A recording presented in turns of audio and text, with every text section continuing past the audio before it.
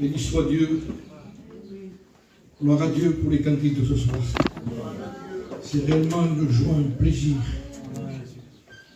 Je me suis délecté dans ces cantiques spirituels. Je voudrais vous demander simplement ce soir, si quelqu'un veut enregistrer, vous enregistrer, mais ne filmez pas. Hein? Voilà, donc enregistrez. Après, faites ce que vous voulez, mais pas filmer.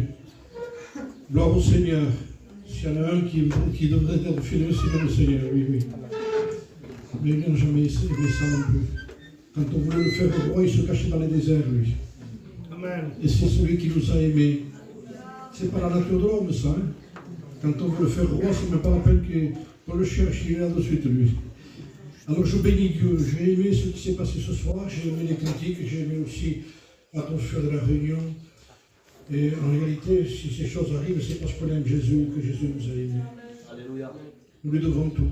Amen. J'ai aimé ce qu'a dit le nom de Dieu, j'ai écouté une prédication de nom de Dieu qui a dit quelque chose. Il disait, en réalité, même si on priait 24 heures par jour, s'il est la Bible autant qu'il veut, eh bien, pour se présenter devant Dieu, il serait toujours un pécheur. On ne peut pas se présenter devant Dieu, il est trop saint. Il a une lumière inaccessible. Et tout autour de son trône prouve la sainteté de Dieu. Vous imaginez avec qui il faudra se présenter. Et cet homme disait, il n'y a que quelqu'un comme lui qui pouvait se présenter devant lui. Il fallait quelqu'un comme Dieu pour se présenter devant Dieu. Et le seul qui était comme Dieu pour se présenter devant Dieu, c'était son Fils. Il n'y a que Jésus qui peut se présenter devant Dieu. Alors de là l'importance de donner la parole de Dieu, de ce qu'a dit le Christ, demeurez en moi, restez à l'intérieur de moi. Parce que si vous restez à l'intérieur de moi, je me présenterai devant Dieu, vous vous présenterez devant Dieu aussi, parce que vous serez à l'intérieur de moi. Ça veut dire que Dieu ne connaît qu'un seul nom, Jésus. Alors, ce soir, je voudrais commencer par un feuillet que j'ai ici, certainement que peut-être je vous l'ai lu ici une fois déjà. Normalement, je commence ces choses-là, et en réalité, ce feuillet-là, je le lis à la fin d'une réunion, quand c'est l'occasion qui est donnée. Ça s'appelle les adieux triomphants. C'est-à-dire, c'est un pasteur qui est décédé, et avant de mourir, sachant qu'il allait mourir, a écrit une lettre à sa famille. Et cet homme est né en 1595. Il est mort en 1669. Il s'appelait Drelincourt, pasteur Drelincourt. Écoutez ce qu'il dit, et c'est quelque chose de formidable. Il commence de cette façon, il va mourir. Et il dit adieu, mes chers parents et mes amis précieux. Je monte vers mon Dieu, je m'en vais vers mon Père. Les combats sont finis, je sors de la misère. Et j'échange aujourd'hui la terre pour les cieux. Essuyez par la foi les larmes de vos yeux, bannissez de vos cœurs toute douleur amère. Et si jamais pour moi votre amour fut sincère, contemplez mon bonheur et soyez-en heureux. Il va mourir. Nous, on trouve notre bonheur quand on prie pour nous, quand on est guéri. La plupart de nous, c'est comme ça. Mais là, on sent quelqu'un qui connaît réellement le Seigneur. Contemplez mon bonheur, soyez-en heureux. Ah, comme mon sort est beau, dit cet homme, qu'il est digne d'envie. Je passe par la mort, au séjour de la vie, et ne perds en mourant que ma mortalité, pas plus. Suivez Christ, et toujours demeurer lui fidèle.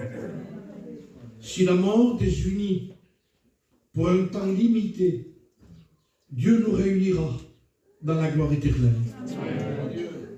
Là, vous savez, à ce moment-là, on ne peut pas jouer là. Où on a, on n'a pas. C'est à ce moment comprenez bien que le christianisme consiste en réalité, l'évangélisation, le commencement jusqu'à la fin, c'est le but, c'est le ciel. C'est qu'il faudra quitter la terre. Et c'est de là qu'il faut être sûr de l'évangile que nous avons embrassé, dira la parole de Dieu. Ce n'est pas tous les évangiles qui sont les mêmes. Malheureusement, c'est comme ça. Vous savez que le diable a fait beaucoup de mal avec ce qui est faux, avec de l'imitation. Et aujourd'hui encore plus, parce que, comme disait l'homme de Dieu, seul ce livre fait la différence entre ce qui est vrai et ce qui est faux. Mais non simplement entre ce qui est vrai et ce qui est faux, mais entre ce qui est vrai et presque vrai. Parce qu'aujourd'hui, il y a du presque vrai. Avant, il n'y avait que du faux, on savait que c'était faux. Maintenant, c'est devenu tellement fin. Ça se ressemble tellement. On est musulmans, et le Seigneur dit non. Non. Et seule la parole de Dieu fait la différence. Parce que ce qui est le plus délicat aujourd'hui, c'est de dire que le presque vrai n'est pas vrai. Et pourtant, le presque vrai, c'est parce que c'est pas vrai. Alors, sous mes yeux, j'ai un texte dans l'épître de Tite qui parle sur la grâce de Dieu. Car s'il n'y aurait pas la grâce de Dieu, vous comprenez bien que vous pourrez chanter toute la nuit, ça ne sert à rien, de ne l'écouterez même pas. C'est dans le livre de Tite, au chapitre 2, du verset 11. Et écoutez ce qui est écrit, de quelle façon c'est écrit, et nous allons essayer de voir ensemble ce que produit la vraie grâce. Si je parle de la vraie grâce, c'est parce que, vous le comprenez bien, il s'est lié dans la vraie grâce quelque chose qui ressemble mais qui n'est pas vrai. Alors, je voudrais aussi vous lire avant de continuer ce mot de Pierre qui est un encouragement pour nous. Pierre, l'apôtre Pierre qui a vécu avec le Christ, va signer sa lettre à la fin en disant ça. Je le lis pour vous. Hein. C'est 1 Pierre chapitre 5 et verset 12. Il dira: je vous ai écrit ce peu de mots pour vous exhorter et pour vous attester que la grâce de Dieu à laquelle vous êtes attachés est la véritable. Amen. C'est beau quand même. Amen. Mes frères, c'est très encourageant. Amen. On aurait pu être dans le faux, le presque vrai. Mais si vous saviez de combien de presque vrai aujourd'hui, c'est incroyable. Mais vous ne pouvez plus leur dire, c'est fini, terminé. Pourquoi? Parce que c'est au milieu de nous. Avant, c'était facile de dire ça, c'est pas vrai. Parce qu'on parlait d'une certaine religion ou d'autres. Là-bas, on n'y va pas, là-bas, on n'y va pas. Mais là, c'est chez nous. Mais c'est plus compliqué. Alors, sans porter aucun jugement contre qui que ce soit, nous allons faire un tri nouvelle des choses. Parce que la grâce de Dieu a été tordue d'une façon terrible. Et je voudrais aussi, avant de commencer, parler sur ce texte-là. Vous allez voir ce que produit la grâce en réalité. Car la grâce de Dieu, c'est écrit comme ça, source de salut pour tous les hommes, a été manifestée. La grâce de Dieu, source de salut pour tous les hommes, a été manifestée. Regardez comment elle est décrite, la grâce de Dieu. Elle est décrite comme une source. Une source. Elle a été manifestée. Et la Bible dit que cette source-là, qui est la grâce de Dieu, une source dont normalement, quand on la voit, elle est pour apaiser la soif. C'est le but de l'eau, ça. Le but de la source, c'est que elle vous donne envie de boire en réalité.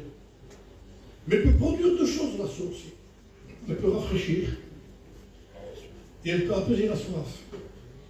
Mais l'une n'oblige pas l'autre. Pourquoi je vous dis ça? Parce que certaines personnes, de la source qui est la véritable, au lieu de la boire, ils s'y rafraîchissent.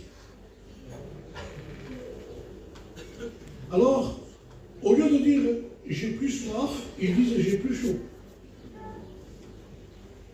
Et ça, c'est le but d'une réunion que certains font.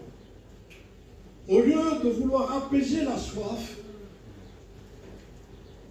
au lieu de se désaltérer à l'intérieur, au lieu de la boire, parce que la soif est importante que si on la boit. Amen.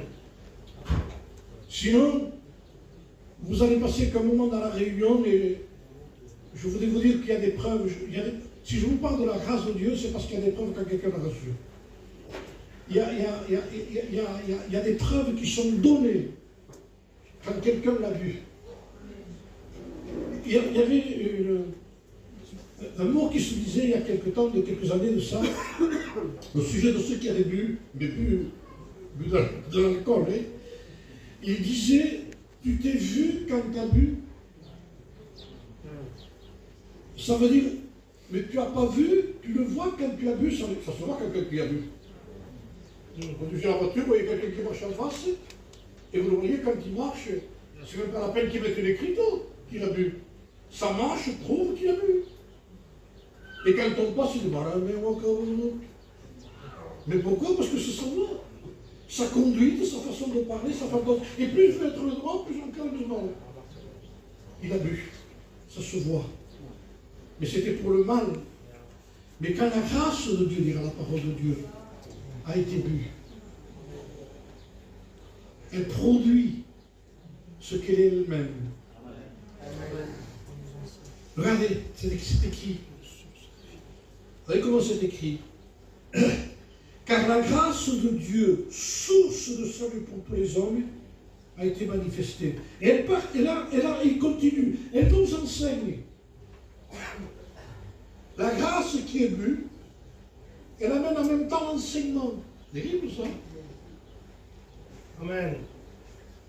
C'est-à-dire que vous n'avez pas besoin d'étudier 50 heures pour savoir que déjà il y a quelque chose de vivant qui rentre en vous. Amen. Et moi j'ai parlé en tant que prédicateur, certainement que les frères qui sont serviteurs de Dieu l'ont vu ou ça, ils ont fait ces expériences, c'est que quand quelqu'un a bu, c'est-à-dire quand quelqu'un est né de Dieu, voilà c'est le mot, quand quelqu'un a bu la vie à l'intérieur, de l'eau, c'est l'eau qui rentre dedans. Je vous dis ça parce que c'est important. Je vous l'ai dit ici. Moi quand j'étais jeune, j'aimais aller nager à la rivière avec quelques copains, quelques cousins à moi à Perpignan. Et je disais que quand j'allais à la rivière, j'amenais une bouteille d'eau. Comprenez le sens que je vous dis. J'allais dans un amas d'eau et j'amenais une bouteille d'eau. Mais pourquoi faire tourner de l'eau? Il y a de l'eau. Parce que je ne la buvais pas celle-là. J'allais sous l'eau. Je me baignais dans l'eau. Mais quand je me sortais de l'eau, j'avais encore plus soif qu'avant. Il fallait que je sorte, que je prenne la bouteille et que je la boive. Avec tout l'eau à côté, donc je m'étais baigné, je buvais à côté, je l'imagine encore plus. Maintenant que je prêche, j'essayais qu'il y aille. Mais pourquoi? Mais pourquoi j'avais encore soif? Parce que sous l'eau, je ne pouvais pas la boucher. Je ne la buvais pas. Vous allez mais pourquoi tu nous dis ça? Parce que c'est simple. On peut baigner dans les réunions. Vous comprenez? Et avoir toujours soif. Je vais aux réunions, j'apprends. Je me désaltère, je me sens bien parce que ça fait du bien une réunion. Et ça fait du bien quand on a chaud d'avoir un peu d'eau dessus. Mais l'eau, elle est pour les dents. Amen. Le Seigneur a dit, si tu bois encore de cette eau, tu vas toujours soif. Mais si tu bois de l'eau que moi je te donnerai, a dit le Seigneur à une femme.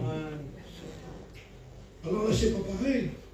Et cette femme, elle était tellement convaincue que c'était la vraie eau que le Christ voulait donner, que le puits ne pouvait pas désaltérer, que la religion ne pouvait rien faire, même la nôtre. Même avec toute la vérité qu'on connaît chez nous. Mais on peut baigner, vous avez des gens qui se mélangent dans nos réunions. Mais ils n'ont jamais bu de l'eau de la vérité. Excusez-moi de dire le mot, ne vous cachez plus parmi les gens qui vivent la vérité.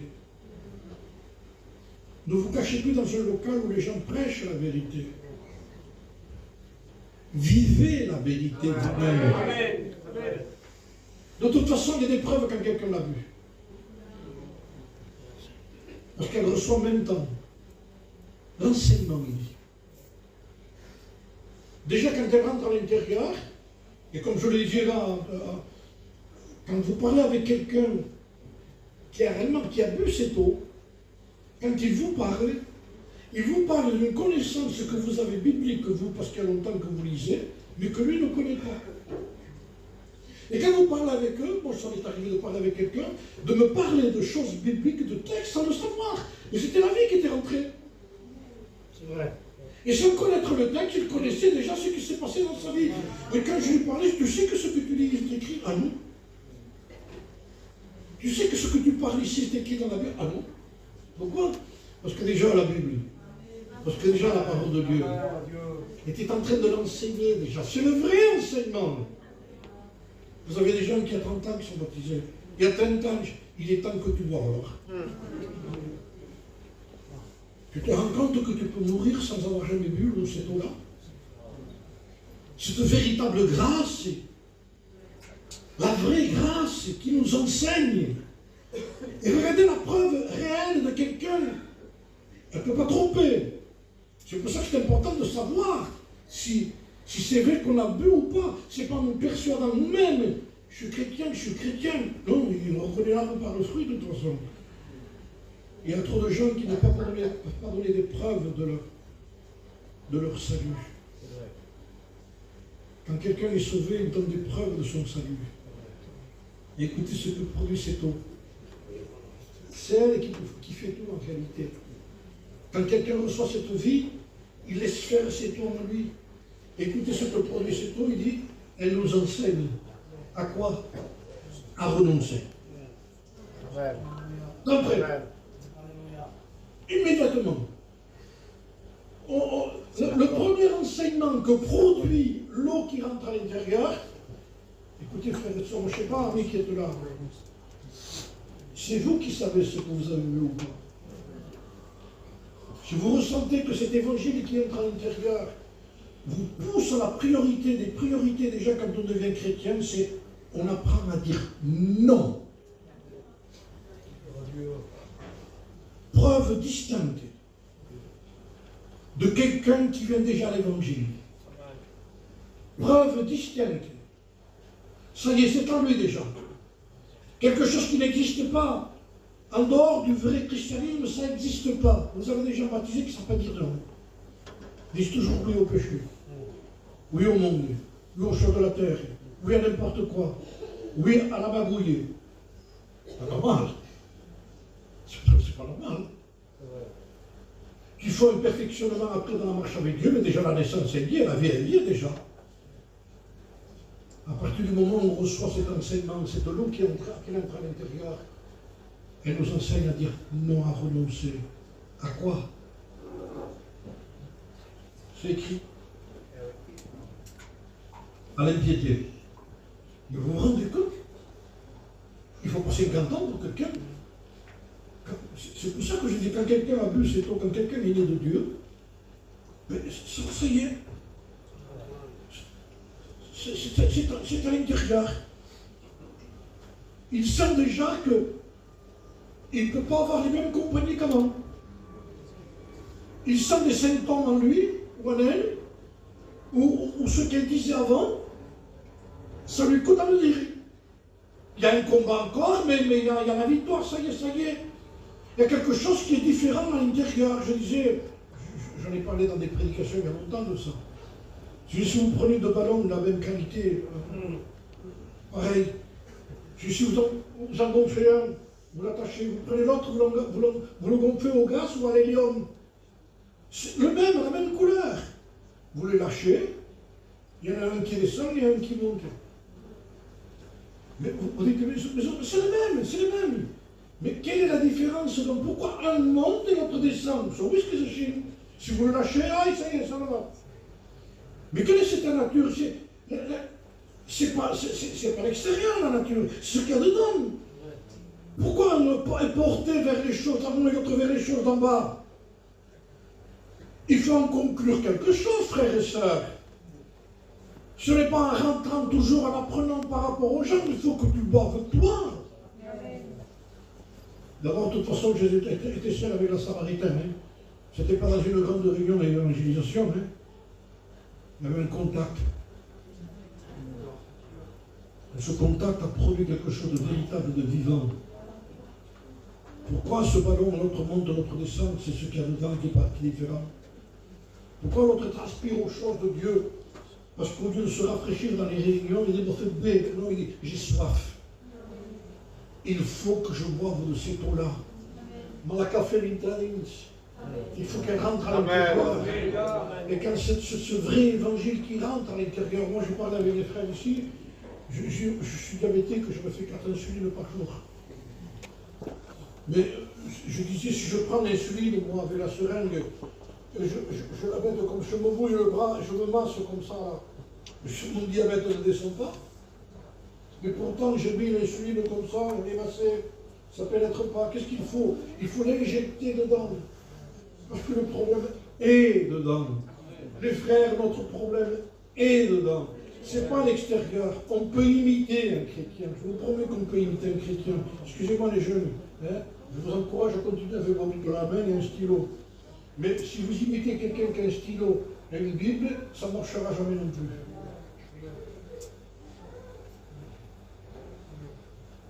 On ne peut pas toujours imiter quelqu'un.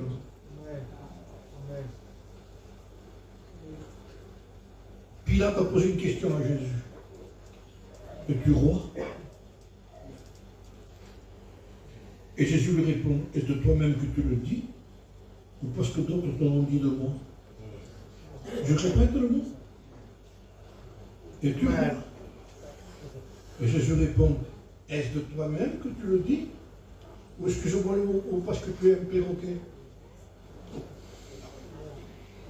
Dans l'église, ce n'est pas des perroquets qui descendent, c'est des colombes, frères et sœurs. On ne peut pas imiter quelqu'un. Il faut que tu fasses une expérience personnelle. Je bénis Dieu pour les missions qui sont prévues ici. Mais si tu crois que les missions vont changer ta vie, tu te trompes. Il faut que tu rencontres l'auteur de la mission. Il faut que tu fasses une expérience et tu vas te rendre compte qu'il va y avoir en toi quelque chose qui se passe. Et ce qui se passe, il dit, je vous l'ai lu tout simplement, elle nous enseigne à renoncer à l'impiété. L'impiété, c'est le contraire de ce qui est pieux. C'est-à-dire que quand quelque chose n'est pas pieux, n'est pas vrai, n'est pas pur, déjà on ressent un rejet. On ressent quelque chose qui nous pousse à repousser, à ne pas pouvoir avaler ça. Avant on l'avalait normalement. Le mensonge c'était normal, le mal c'était normal, la méchanceté c'était normal, le non-pardon c'était normal. Ça faisait partie de notre vie, même avec des gens qui nous donnaient raison. Moi je veux des gens, j'ai entendu des gens parfois favoriser quelqu'un en disant « Attendez, si je peux se faire, hein ». Des gens qui étaient baptisés. Dire à quelqu'un qui était chrétien « Attendez, si je peux se faire, t'as fait ta chose, il t'a fait ça, ne te laisse pas faire. Hein ». J'ai entendu des bêtises énormes, excusez-moi avec le temps. Des gens baptisés dont leur fils n'était pas encore converti. Dire à leur fils, tu as le temps, profite un peu de la vie, tu te convertiras plus tard. Comment voulez-vous que cet homme ait bu de l'eau de Dieu? C'est un faux totalement, ça. Quand quelqu'un a bu de cette eau-là, je vous promets qu'il ne fait pas le chrétien, il est chrétien. Il ne fait pas semblant de ne pas vouloir. Il ressent quelque chose qu'il ne veut plus chez lui. Il y a une force à l'intérieur qui domine sur ce qu'il était. Je ne dis pas que du jour au lendemain, il a été. Non. Mais déjà à l'intérieur, il sent quelque chose qui s'oppose à ce qu'il est. Quand on reçoit Christ dans notre vie, quand on reçoit cette eau à l'intérieur de nous-mêmes, on reçoit l'ennemi de nous-mêmes. On véhicule, on transporte quelqu'un qui nous dira non. Maintenant, si on insiste, l'avant va diminuer. Et Christ ne se formera plus jamais dans notre vie. Mais sans parler quand Dieu parle dans nos cœurs, c'est important. Pourquoi? Parce que j'ai fait la première lecture déjà par rapport à cet homme. Vous avez vu de quelle façon il est mort? Est-ce que c'est un Superman? Pas du tout. C'est ce qu'il y avait en lui. Devant la réalité de la reine des épouvantes, parce que vous le voulez ou pas, frère et sœurs, ce qui fait le plus peur, c'est quand le docteur vous dit, monsieur, vous commencez à trembler, hein. J'ai des examens, monsieur et madame, j'ai des examens là, sous mes yeux. Asseyez-vous. Alors non, on essaie de s'encourager, mais on sait très bien qu'il y a quelque chose à annoncer. On n'a dit rien, mais excusez-moi le mot, hein, parce que moi aussi j'ai perdu des membres de ma famille de cette façon. On a fait le pescam, ça y est, on l'a.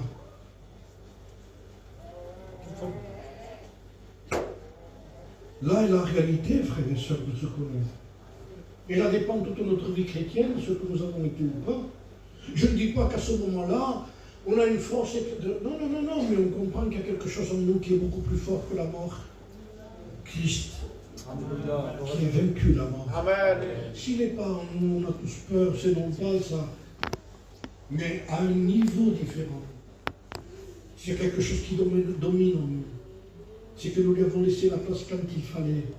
Et à ce moment-là, ce Christ qui est rentré en nous, cette grâce véritable, Amen. elle nous enseigne à renoncer à l'impiété, aux convoitises mondaines. Mais vous vous rendez compte qu'il y a toute la vie de sanctification à l'intérieur? Que maintenant il faut dire aux chrétiens, n'aime pas le monde. En réalité, c'est naturel. Il va y avoir un rappel de parole dans ce que tu as. Si nous prêchons l'évangile, ce n'est pas pour créer quelque chose en réalité. C'est pour augmenter quelque chose que nous avons. Et c'est pour nous rappeler qui nous sommes. On ne peut pas toujours suivre quelqu'un avec un bâton derrière la tête en disant « fais pas, dis pas, ne va pas ». Un pasteur va s'épuiser, de toute façon, ce n'est pas son rôle. Il conduit les brebis. Il dirige les brebis. Il enseigne les brebis. Mais pour faire naître de Dieu une brebis, il faut Dieu. Il faut que ce soit lui. Il n'y a que lui qui peut nous changer. C'est une nature qui est différente, frères et sœurs. Je vous dis, c'est une nature, comme je vous ai donné cet exemple du petit ballon, là. Un jour, j'avais donné un autre exemple qui me vient à l'esprit. Vous avez deux sortes de tortues, ça s'appelle pareil. Vous allez comprendre. Hein? Vous avez deux sortes de tortues. Vous avez la tortue de mer et la tortue de terre. C'est vrai ou pas? Celle qui est de maison et celle de mer. Alors, je vous donne un exemple. La tortue de mer. Au moment qu'elle sort du sable, vous avez vu une petite tortue qui sort? Le sable bouge, et tout d'un coup, elle part. Elle part jamais du côté de la forêt. Mais qui lui a dit? C'est même pas la peine quand elle sort, de dire hé, c'est là-bas, toi, il y a l'eau là-bas, là-bas, il faut que tu ailles là-bas. Si elle pourrait nous parler, mais je sais, mais comment tu le sais? C'est ma nature qui est comme ça, j'ai une tortue de mer. Adieu. Je sais pas. Elle part. Elle part vite. Et si jamais, écoutez bien, si jamais elle rencontre un obstacle qui est un rocher parfois, tout me se heurte, elle insistera. C'est pas parce qu'elle se heurte qu'elle va changer, elle va aller dans le bois. Elle continue. Quand quelqu'un est de Dieu, il continue. Il y a des problèmes, des obstacles, il y a un rocher devant lui, le pan tamponne. Alors il regarde, c'est grand, hein, et je ne peux pas le monter. Mais je vais le contourner. Amen. Mais je ne changerai pas d'endroit. Comment c'est possible que quelqu'un vienne à la réunion, il se baptise, au bout de quelques temps, petit obstacle, nous ensemble est un problème. Oh. Il y a un problème là. Que tu sois découragé, j'en suis encore bon aujourd'hui. Mais de là Amen. à dire j'abandonne, que c'est ton cas, t'as jamais rien laissé tomber, t'as jamais eu rien. Parce que c'est pas normal. Il y en a qui disent, et ce jour-là je suis tombé, t'étais jamais debout mon fils. Parce que pour tomber, c'est debout. J'ai lâché la main du Dieu, quand est-ce que tu l'as tenu? Il y a un christianisme aujourd'hui qu'on a fait croire à des gens qui avaient tout, ils n'avaient rien du tout. Quand on comprend ce mystère de la parole de Dieu, que la grâce de Dieu, source de salut pour tous les hommes, a été manifestée, elle nous enseigne à renoncer à l'impiété et aux convoitises mondaines. Terrible ça quand même. J'ai vu des gens nés de Dieu déjà que dans certains endroits, ils n'y allaient pas. Il ne voit pas si vous sentez pieds. Mais non, il a le chrétien, le vieux chrétien. Et c'est pas vrai. Parce que lui, il n'a jamais rien vu. Tu poses là, tu peux le faire ça, tu peux le dire ça, tu peux faire ça. Et il dit, moi je ne veux pas. Je ne veux pas. Je n'y arrive pas. Vous avez du jour au lendemain qu'il y a des gens qui sont nés de Dieu, de suite qui ont bu ça, ils ont arrêté, comme le frère disait. Ça a été fini, terminé. Même si tu as des combats, même s'il y a des luttes, ce sont des luttes extérieures. L'intérieur est prêt à faire la volonté de Dieu, parce qu'à l'intérieur, il y a quelqu'un qui est beaucoup plus grand que ce qui est dehors. Il n'a pas choisi pour que tu sois misérable.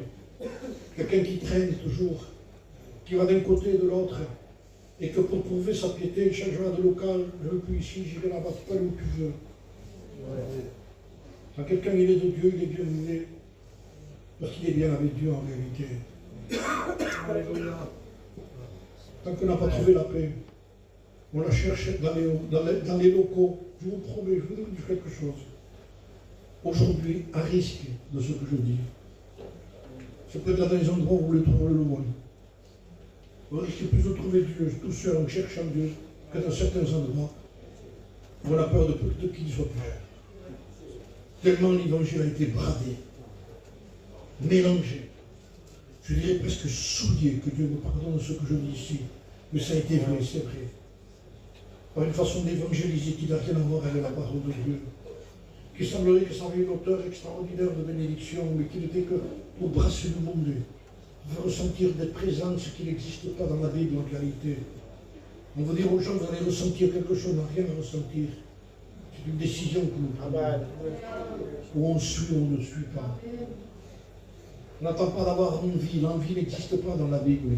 Ce n'est pas écrit celui qui aura envie jusqu'à la fin sera sauvé. C'est écrit celui qui persévérera jusqu'à la fin sera sauvé. La persévérance n'a pas besoin d'envie, il faut que vous sachiez ça. Parce que le mot persévérance intervient quand l'envie s'en va. Tu peux continuer, parce que c'est vrai. Parce que parfois l'envie y est. J'ai envie d'aller dans la réunion. Et là, des moments comme ça. Et tout d'un coup, un vide. Vous avez envie de sourire à toutes les sœurs, à tous les frères. Tout d'un coup, plus rien. Alors si tu te bases sur ça, je te promets que tu ne tiendras pas beaucoup. Et c'est là qu'intervient le mot envie n'existe pas. C'est le mot persévérer. Je vous donne un exemple, je vais donner vite fait parce que ça intervient dans ce que je vous dis. Je disais quand un couple commence à avoir un bébé ensemble.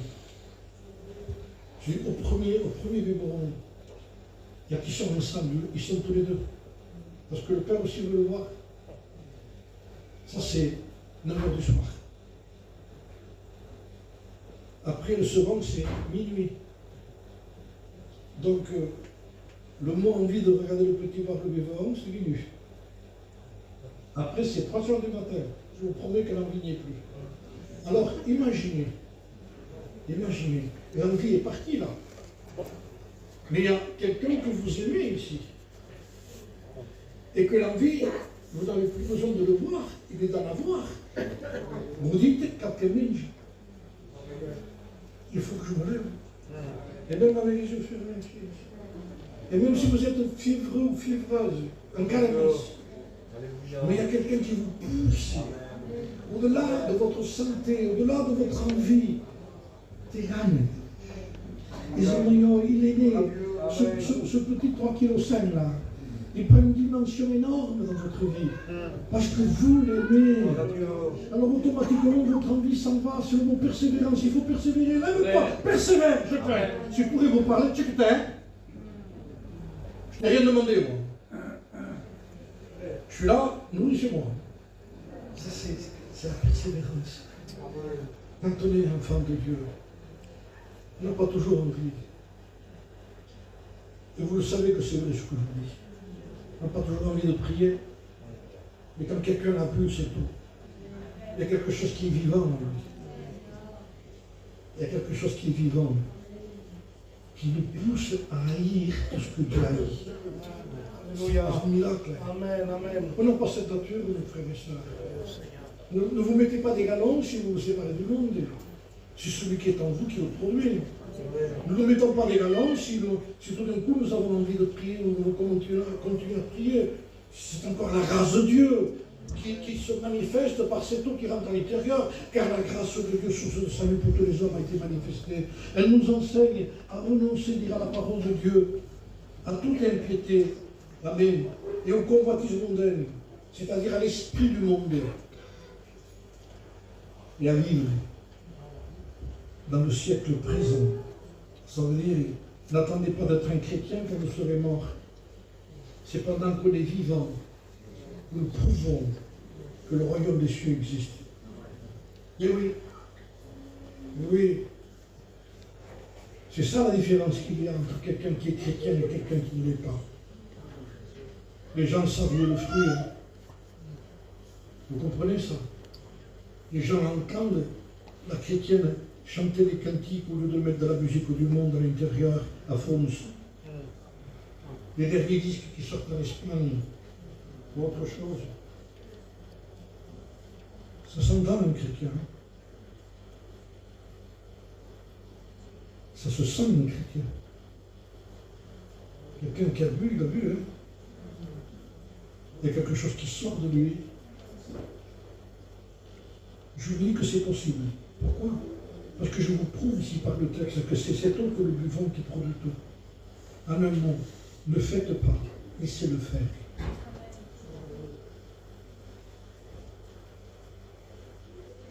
Dieu ne veut pas que vous fassiez votre possible. Il veut faire l'impossible. Tant que vous voulez faire votre possible, il dit, tu m'arrêtes à moi, laisse-moi faire l'impossible. Parce qu'il n'y a que moi qui peux faire quelque chose pour toi. Les frères, les années peuvent passer. On peut avoir du temps avec le Seigneur. Je disais ce mois-ci, ça fait 50 ans que je suis baptisé. Je disais aux frères, 50 ans de fidélité de Dieu envers moi. C'est tout ce que je peux dire. Il y en a qui viennent, tu fais des missions, mais c'est pas ça que le Seigneur m'a dit. Il m'a demandé d'être fidèle. Je peux faire beaucoup de missions. Et le Seigneur, il est infidèle quand même. Je préfère mieux être fidèle. Amen. Entre bons et fidèles serviteurs. Dans la joie de ton maître. À vivre dans le siècle présent. Soyez un chrétien dans le siècle présent. Il y a des jeunes ici, je vais vous donner un conseil. Attachez-vous maintenant plus à Dieu. Faites-le maintenant. Lisez. Lisez. Lisez, vous avez la capacité de lire. J'ai un âge où cette capacité diminue même. C'est difficile de mémoriser les textes. C'est tout pareil. Alors si vous pouvez le faire, faites-le maintenant. Faites rentrer en vous des textes. Le conseil que vous avez dit à l'inauguration de l'école publique, c'était en 77, c'est lui qui a prêché, je m'en souviens. L'inauguration de l'école publique, à cette année-là que j'étais à l'école publique. Et il parlait que Jésus-Christ déroula le livre et lu. Il disait, le maître savait lire, il apprenait à lire, il lisait lui. Est-ce qu'il avait besoin de lire, Jésus? Il a voulu être l'exemple pour chacun de nous. Il lisait. Et il disait, lisez. Parce qu'au moment où vous, même si vous n'avez pas de souvenir, en disant, mais ne me recordez pas, je n'arrive pas à retenir la Bible. Écoutez ce qu'il a dit, ça m'a servi. Il disait ceci. Quand la parole de Dieu est lue et que vous la recevez en vous, même si vous n'en souvenez pas, il dit, au moment voulu, il dit, quand ce sera le moment, le Saint-Esprit ira chercher en vous ce que vous avez lu. Ne préméditez pas le partir à la parole de Dieu. Vous vous souvenez de ce texte-là? Ça veut dire qu'il a dit une chose importante. Le Saint-Esprit ne pourra vous rappeler que ce que vous avez lu. Il est toujours en accord avec la Bible, le Saint-Esprit. Si vous ne lisez pas, le Saint-Esprit ne vous rappellera rien du tout. Si, vous direz ce que l'autre a dit. Mais si vous lisez, lisez les sœurs, les jeunes, lisez. Amen. Ça sortira quand il faudra. Alors, je vais finir. Hein. Écoutez ce que dit la parole de Dieu. Il dit, à vivre dans le siècle présent, c'est-à-dire pendant que les jours maintenant, écoutez en quoi elle nous enseigne toujours. Ce que produit, c'est incroyable. Il dit, selon la sagesse la justice et la piété. Tout ça, ça vaut le coup de voir. Amen. Amen. Vous voulez vous approcher de Dieu? Buvez, Amen. buvez. D'autres parlent de l'eau, de la parole qui nous lave. Lavons-nous avec la Bible. Même si nous avons été purifiés. Mais comme disait l'homme de Dieu, la marche peut salir. Il faut se laver les pieds avec. Et c'est la parole de Dieu qui lave. Je bénis Dieu pour l'efficacité de la Bible. Si on vous parle de quelque chose qui est utile, on ne le fait pas. On est des négligents, si ou non. Si on vous dit que la solution, c'est ça. Comment voulez-vous que notre peuple puisse faire ce que vous pouvez, frère? On pourra essayer de faire ce qu'on peut.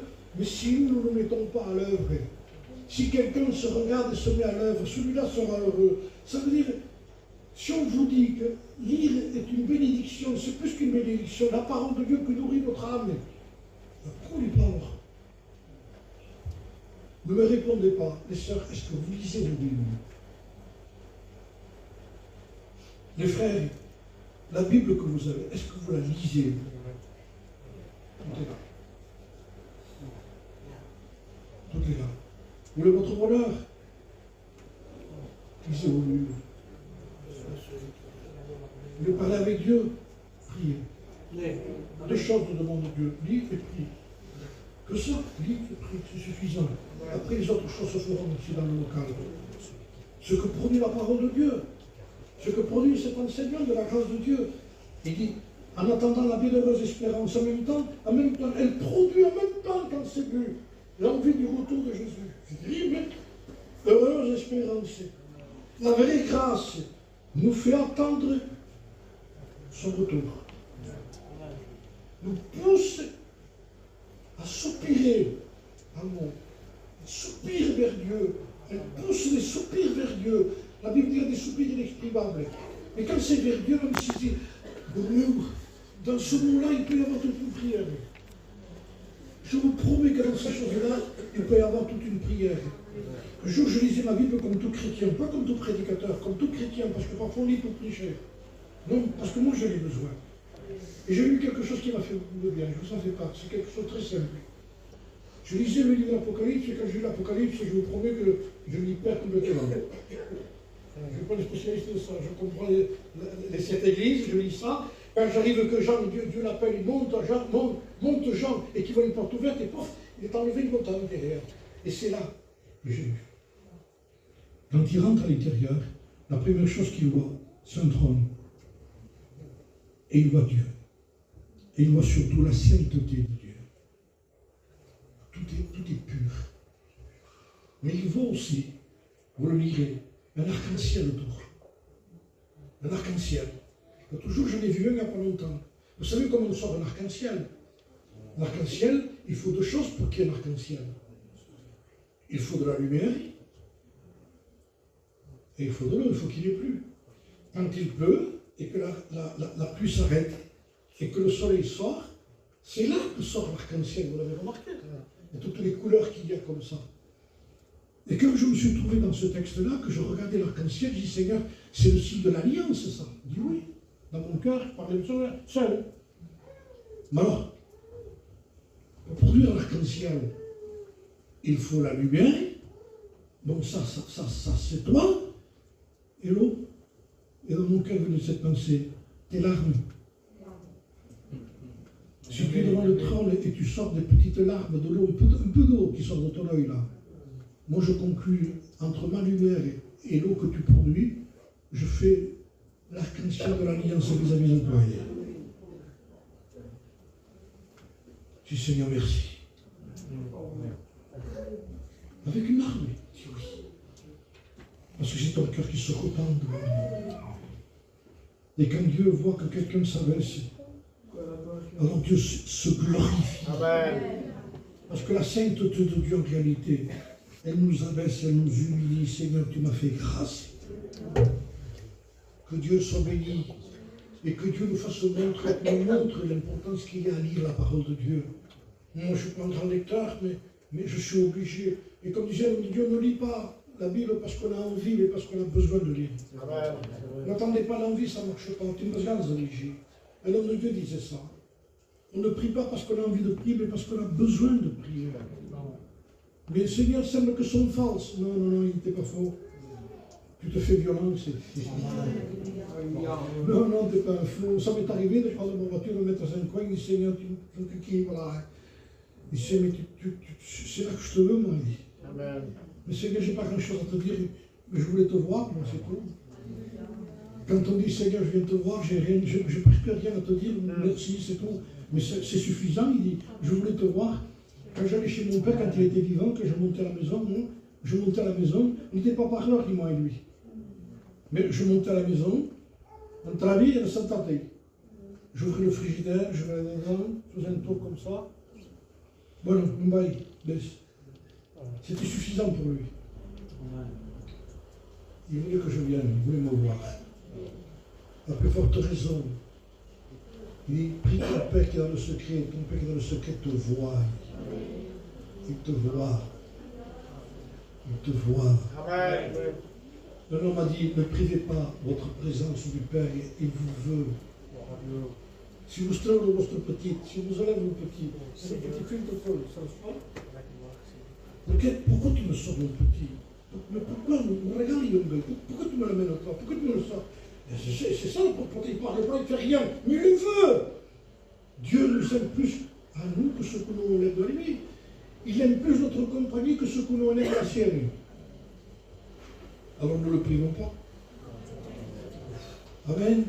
Amen. Allez, je finis. C'est bien. Adieu. On va passer du temps. En attendant la belle espérance, la vraie grâce attend le retour de Jésus-Christ. Il dit, écoutez ce qui est écrit, verset 14, qui s'est donné lui-même pour nous. Il s'est donné lui-même pour nous, afin de nous racheter de toute iniquité et de se faire un peuple qui lui appartienne, purifié par lui et zélé pour des bonnes œuvres. Écoutez le conseil de Paul, dit ces choses, exhorte, reprend avec une pleine autorité, que personne ne te méprise. Alors nous avons dit ces choses, dans la simplicité, mais dans une vérité, que si quelqu'un boit réellement de cette eau, tout ce que je vous ai cité ici existe dans sa vie. Ça va se développer de plus en plus, ça va prendre de l'ampleur. Il va aimer Dieu, il va se séparer du mal. Il va attendre le retour de Jésus-Christ. Il a la vraie grâce en lui, qu'il a racheté de toute iniquité. Il a fait une alliance avec lui. Il peut venir. Il vient nous chercher. Vous comprenez pourquoi j'ai commencé par la fin? Dans cette lettre qui prouve que l'homme n'avait pas peur de mourir. Adieu. Je la relis.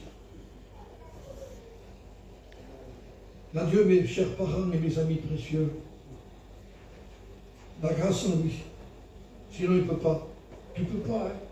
J'ai envie de lui dire, tu n'aurais pas pu dire ça, hein, si ce n'était pas la grâce qui était rentrée. Non, je monte vers mon Dieu et je m'en vais vers mon Père.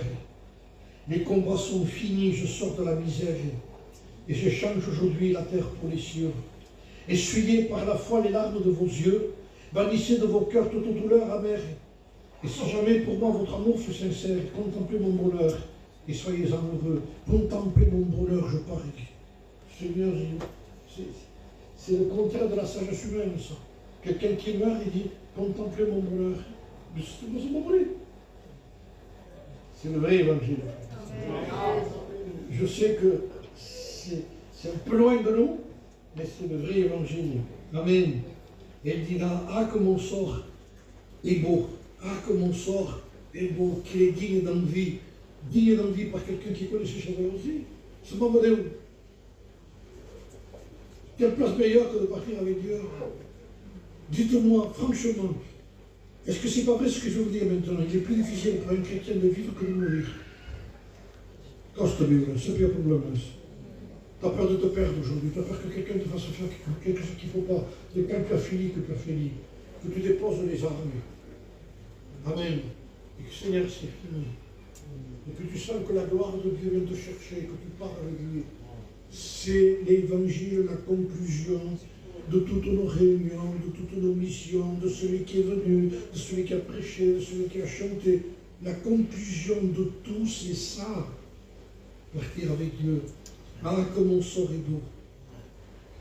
Je passe par la mort au séjour de la vie, ne peur mourant comme en mortalité. Suivez Christ, et que je demeure lui fidèle. Si la mort désunie pour un temps limité, Dieu nous réunira pour la gloire éternelle. Et c'est vrai, frère et sœurs. C'est vrai. C'est ça le vrai évangile. C'est pas simplement que on retrouvera ceux qui sont partis, qui nous appartenaient. Les frères, c'est à nous maintenant de faire tout pour pouvoir y aller. C'est à nous de boire cette eau qui produit tant de choses en nous. Si vous savez que cette eau-là de l'évangile produit toutes ces choses, buvez. Buvons, frères et sœurs. Buvons de cette eau-là, puisque c'est elle qui produit toutes ces choses en nous. Alors que Dieu nous y aide ce soir. À quoi? À faire beaucoup de choses pour Dieu. Non, tout simplement, comme a dit le Christ, si tu bois de cette eau, tu as toujours soif. Alors cette femme a dit quelque chose, c'est la conclusion. Cette femme a dit, Seigneur, donne-moi de cette eau. Afin que je n'ai plus soif. Amen. Afin que je n'ai plus soif. Et que je ne vienne plus ici. Deux choses, Seigneur, que je n'ai plus soif. Et que j'aille plus dans les réunions pour essayer d'être quelqu'un de chrétien, je le suis déjà. Je suis une bénédiction pour mon Église. Seigneur, nous te bénissons. Amen. Et nous t'adorons, Seigneur. Alléluia. Tu es merveilleux, toi. Tu nous donnes le meilleur. Quelle puissance l'eau de l'Évangile. Quelle puissance l'eau que toi, tu as donnée. Tu as dit que tu n'auras plus jamais soif. Ta parole, Seigneur. Tu seras désaltéré, c'est fini, terminé. Tu n'auras plus à revenir sur les choses, ça sera fait en toi déjà. Tu seras né de Dieu. Seigneur, merci pour le miracle que produit la parole de Dieu en nous. Nous l'aimer, Seigneur, nous la chérir, nous y attacher. Seigneur, à ce pain, à cette lumière, à tout ce qu'elle est dans notre vie. Au nom de Jésus, bénis cette Église, Seigneur. Bénis-toi et tous les frères qui sont travaillés avec nous. Et merci, Seigneur, pour les cantiques qui sont chantés dans ce lieu. Amen.